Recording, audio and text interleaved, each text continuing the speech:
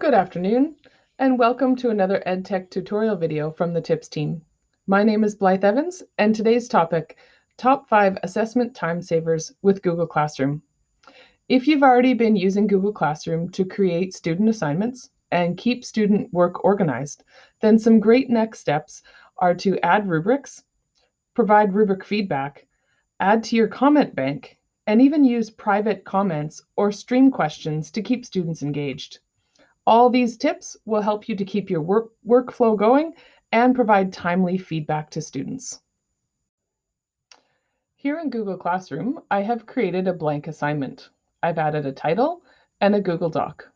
Now in the right-hand side, I have the option to add a rubric. When I click on Add Rubric, I have three options of how to do so. The two that I recommend are the top two, to create a rubric or reuse a rubric. To import from Sheets, there are templates that you can find online, but entering the information just right can be finicky, and there's no information about where the error may exist in your template.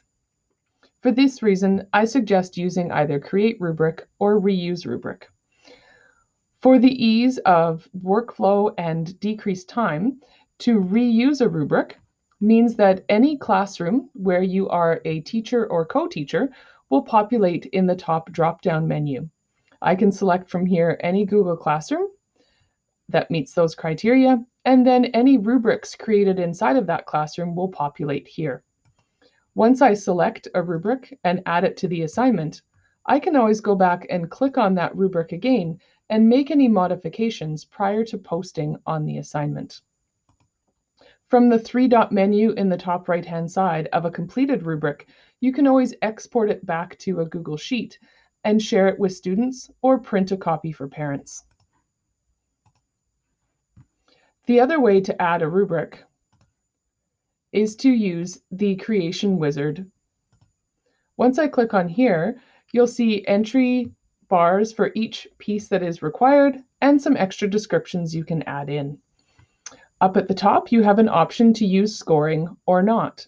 If you toggle off scoring, notice that points values will be permanently deleted. Best to make this decision when you're first creating the rubric prior to posting it and using it with students. If I leave scoring turned on, then I have the option to have the points values as descending or ascending. I can enter the required fields for the criterion and notice that the points value is already filled in for me. If I want, I can add quality descriptors and have them match to our division grade scale.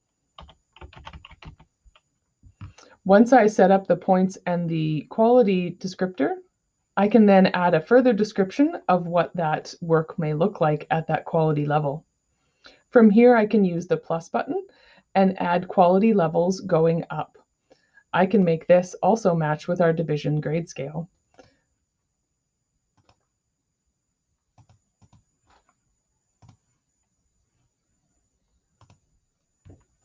If I want to, I can always delete a level from here if they're not in the right order, or I choose to change the number of quality levels that I have. Underneath this criterion, I can add a blank criterion and start over again from scratch. Or if I want to have consistent quality levels, I can go up and use the three-dot menu in this criterion, and I can duplicate this criterion, saving a little bit of time in having to set up those quality levels. Once I have multiple criterion added to my rubric, I may also need to change the order of those as I make my grid. From that same three-dot menu, I can also move criterion up or down. Once I have added all of the required information, notice the required sign here, then I can go ahead and hit Save on my rubric. Remember that you can always come back and edit this at any time, but best to do so prior to using with students.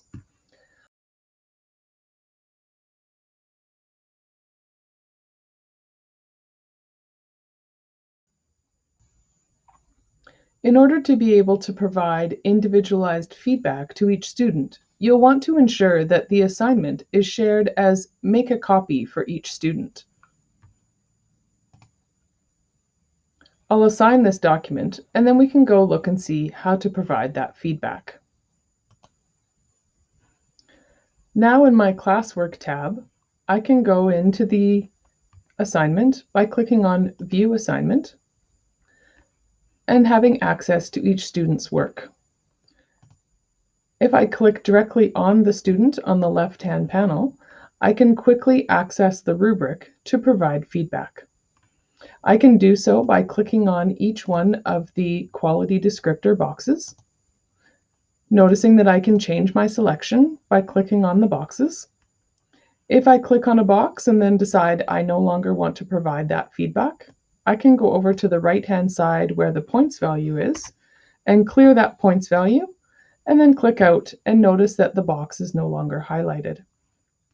If I want the full description of that criterion, I can use the expand criterion drop arrow to the right-hand side and have those descriptions appear, again, knowing that I can highlight any box at any time. Noticing now that the clear button also arrives as an option. When providing feedback in the rubrics in Google Classroom, the nice thing is you don't have to provide feedback on each criterion. If I want, I could just provide feedback on vocabulary and not provide feedback on organization, in which case following with my lesson order and focus of topics for each student. Once I click on an area to provide feedback, then in order for the student to be able to see this, I have to then return that work to the student. Before doing so, also notice that at the top, as you change the quality descriptor highlighted, the points value adjusts accordingly. You, of course, can override this on the other assignment and assessment screen. In order to return the work and provide further feedback, we can click into the assignment itself and open the actual student work. From here, we have access to the document and many other options for providing feedback. Notice the separator in the middle, in which I can toggle back and forth between grading, or the rubric on the right-hand side, or my comment bank. We'll go over that in just a minute. From the rubric screen, I have the same options I had on the screen before, where I can open the document in a new tab. I have my grading up here at the top, in which I can change and override the total points value. And here I have all of the rubric information. This icon here will allow me to open the rubric in another tab as well. And here I can click on my quality descriptors, have my full quality descriptions outlaid with my clear button, and my option for also providing points. I can go through each one of my criterion and provide feedback. And down at the very bottom, I also have an option for providing a private comment. I can post the private comment separately, knowing that that will appear on the feedback screen for the student, and we'll look at that in just a minute. Remember that in order for the student to see the feedback on the rubric, I have to return the assignment. I can do that here with the return button, or after providing multiple feedback to multiple students, I can return multiple submissions all at once. So I'll go ahead and return, and then we can go see what that looks like on the student side. Here we are in the Students Google Classroom. Under the Classwork tab, the student can click on the assignment and click View Assignment. From here, they can see the feedback that you provided on the rubric. They can also use the drop arrow to see the description of the quality that you selected. They will also get the scoring provided here.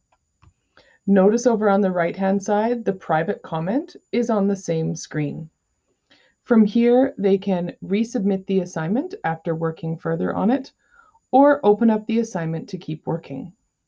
Because class commenting is also turned on, from here they could add a comment for the entire class to see attached to this assignment. If we click into the assignment itself, Here you can see that students will only see comments that have been added to the document themselves. Here's a comment in the comment stream that was added by the teacher in the Google Classroom. Notice that when they open the assignment, they will not see the rubric feedback. In order to see the rubric feedback, they have to go through the assessment screen in Google Classroom. Back in my teacher Google Classroom, let's have a look at how to provide comments in the comment stream right here in Google Classroom. From my classwork tab, I'm accessing the same assignment, and this time I'm going to click into one of the assignment categories. This will open up my assessment screen where I can click into each student's work.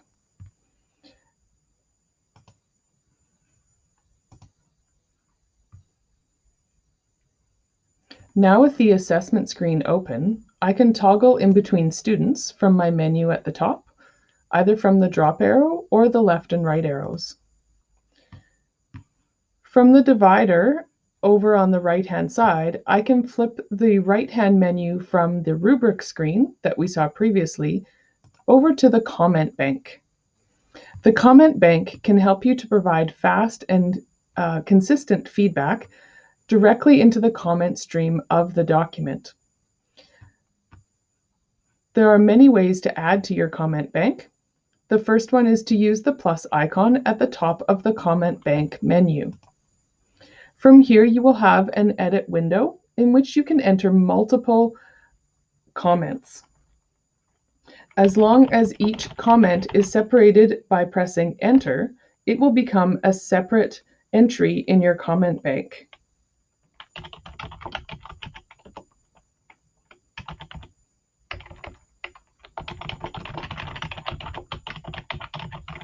Notice as I hit the Add button that each of these 3 comments will become a separate entry on the right-hand side in the comment bank.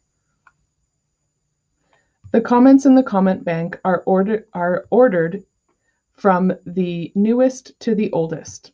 There is no way at this time to reorder comments, so you may want to consider adding a fully made bank of comments in an order that makes sense to you.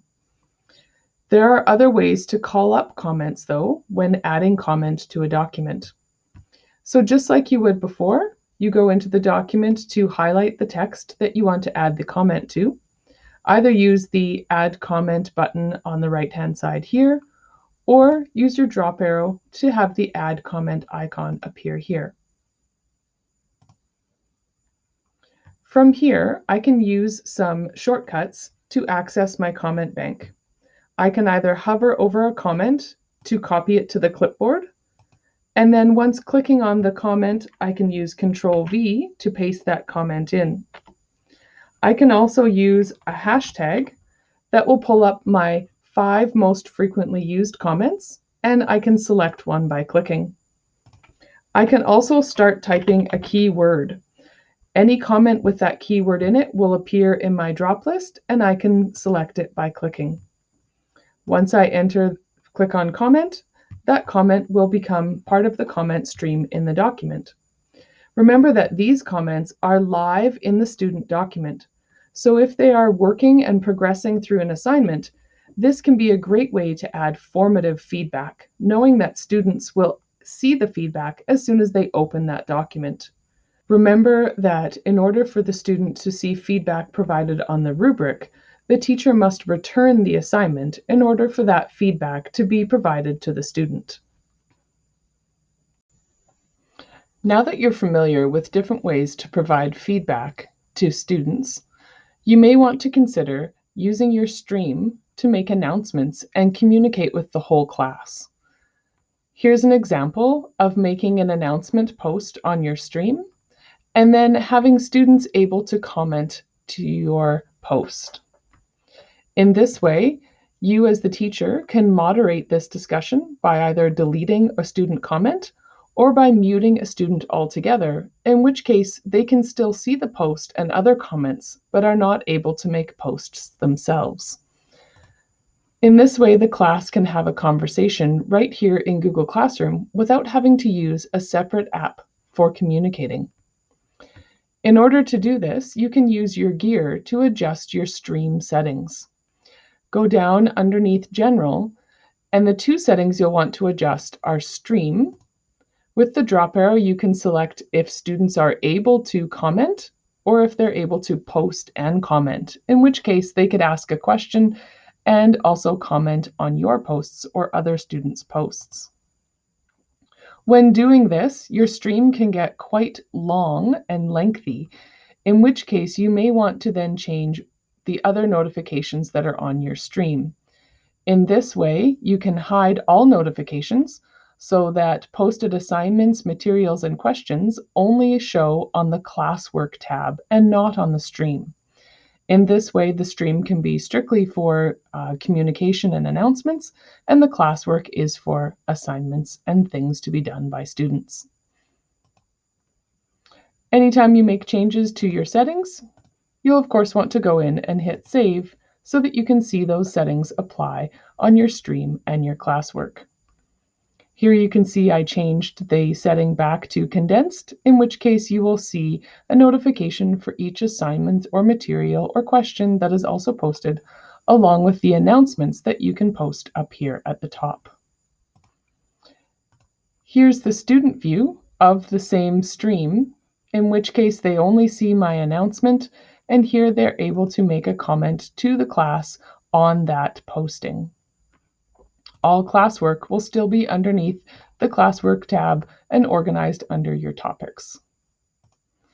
I hope these time-saving tips helped you out today with thinking about next steps in your Google Classroom.